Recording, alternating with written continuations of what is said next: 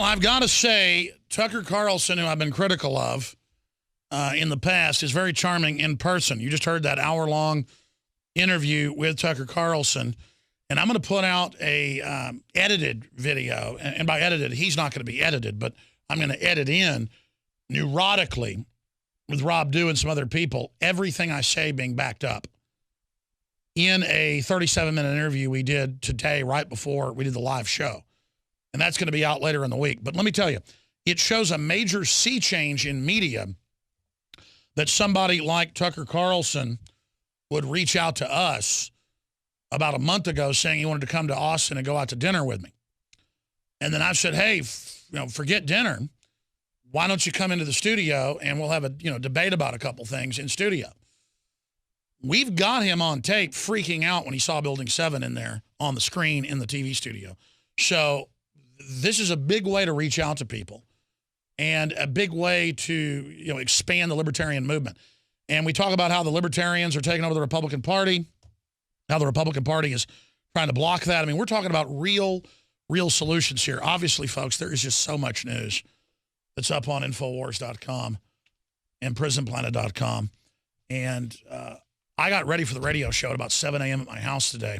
Then I don't usually do an interview right before my own show. So I kind of got blindsided by it today, having him on during the first hour. But there is so much news we're going to be covering. But what I want to do is I want to open the phones up to get your take on any of the big issues that are out there. As we learn that Obamacare, the IRS announced, as you know, on Monday, that indeed on their own website they will be taking money out of your bank account.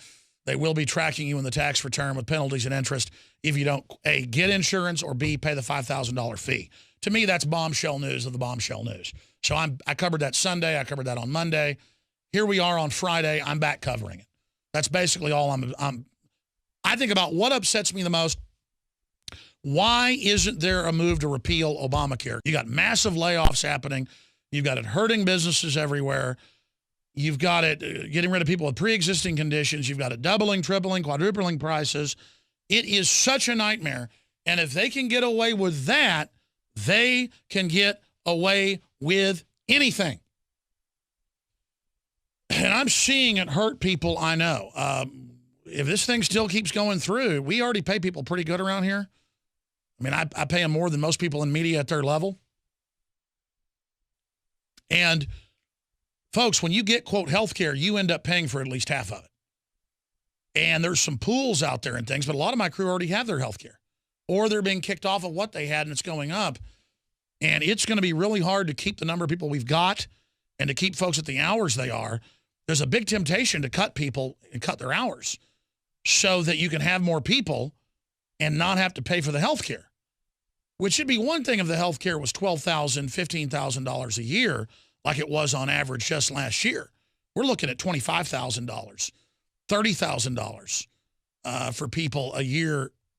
I mean, that's half of what some of them get paid or more. So if you're, quote, in business, and I'm not in business, I'm in media, but I have to fund myself, so I am in business. Most people in media don't have to do that. Most of the talk show hosts and radio hosts, they just have managers and handlers, and they just get a paycheck and go play golf all day. And I'm not knocking that.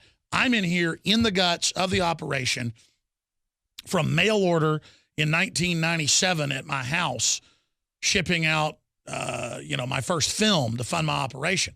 So I know what this is doing to the economy. I know what it's doing to our listeners. And it is the most monumental financial screw job tax I've ever seen.